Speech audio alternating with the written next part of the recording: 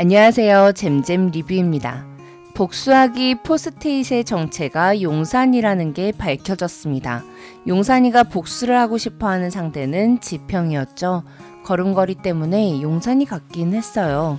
하지만 용산이가 지평이한테 복수를 하고자 했다면 그동안 지평이랑 고스톱도 치던 상황을 납득하기 어렵더라고요.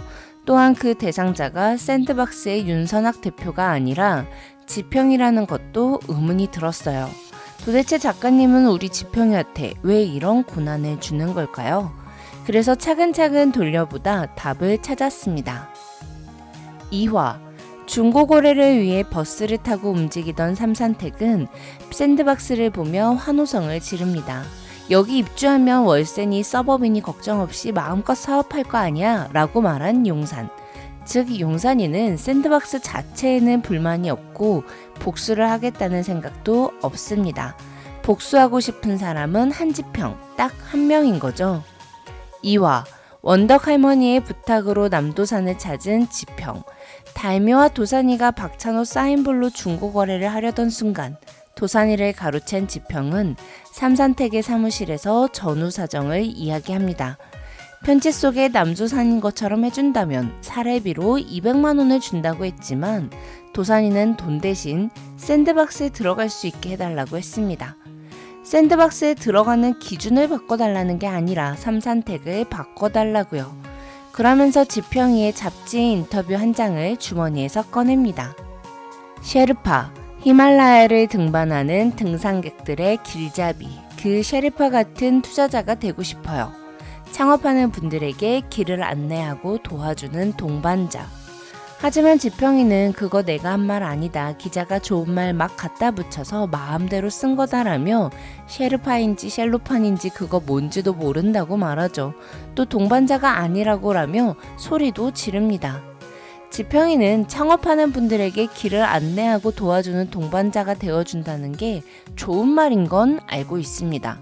하지만 투자를 통해 누군가에게 도움이 되면서 나도 돈을 번다라는 생각보단 그냥 돈을 버는 하나의 수단으로만 생각하려고 했던 것 같아요. 그건 지평이가 깨고 싶지 않은 기록을 살펴보면 더 느낄 수 있죠. 지평이가 투자를 검토한 곳은 1000개 정도 되고 그중 투자한 곳은 30개가 좀 넘고 후속 투자를 받지 못한 곳이 4개. 여기까진 그냥 그저 그런 타율인 것 같지만 지평이의 자부심은 다른 곳에 있습니다. 투자 안 한 곳 중에 성공한 스타트업은 없다는 것. 이 두 번째 기록을 깨고 싶지 않다던 지평. 그래서 지평은 투자 검토를 하는 과정에서 이성적이고 냉정한 질문을 많이 했겠죠.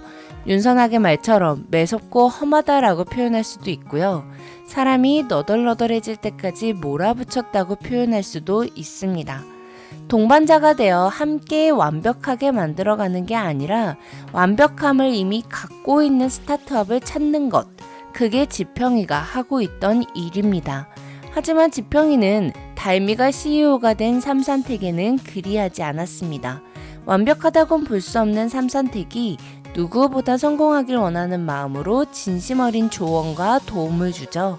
완벽하지 않은 곳을 파악하여 그것 때문에 투자를 안 하겠다고 결정하는 게 아니라 어떻게 하면 완벽해질 수 있는지 함께 고민하고 도와주던 지평.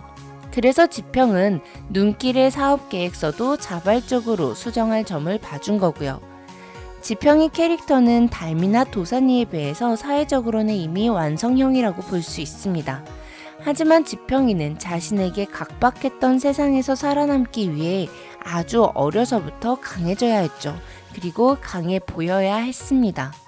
그래서 지평은 누군가의 호의를 순수하게 받아들이지 못했고 마음에 없는 독한 말들을 쏟아냈죠. 원덕 할머니가 자꾸 지평이한테 순딩이라고 부르는 이유가 여기 있는 것 같아요. 원래는 여리고 따뜻한 마음을 갖고 있지만 마음과 정반대로 독한 말부터 쏟아내는 지평이를 보며 세상이 이 아이를 이렇게 만들었구나 싶어서 마음이 아팠을 할머니. 그래서 할머니는 순딩이라고 부르며 지평이의 내면에 있는 따뜻함을 일깨워주고 싶었던 것 같아요. 그리고 박혜련 작가님도 용산이의 복수하기를 통해 지평이가 스스로 인생을 돌아봐 보길 원했던 것 같습니다. 물론 용산이 형이 스스로 목숨을 끊은 건 지평이 때문만은 아닐 거예요. 다만 확실한 건 용산이 형이 힘들어할 때 지평이가 위로를 해줬을 성격은 아니라는 거죠. 지평이가 자신이 가진 능력으로 선한 영향력을 주는 사람이 되길 원하는 마음이지 않을까 싶습니다.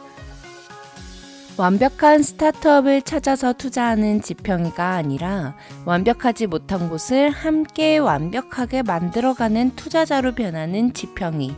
용산이의 복수하기 과정을 통해 스타트업은 달미와 도산이의 성장 드라마이면서 지평이의 성장 드라마가 되는 겁니다. 지금까지 잼잼 리뷰였습니다. 감사합니다.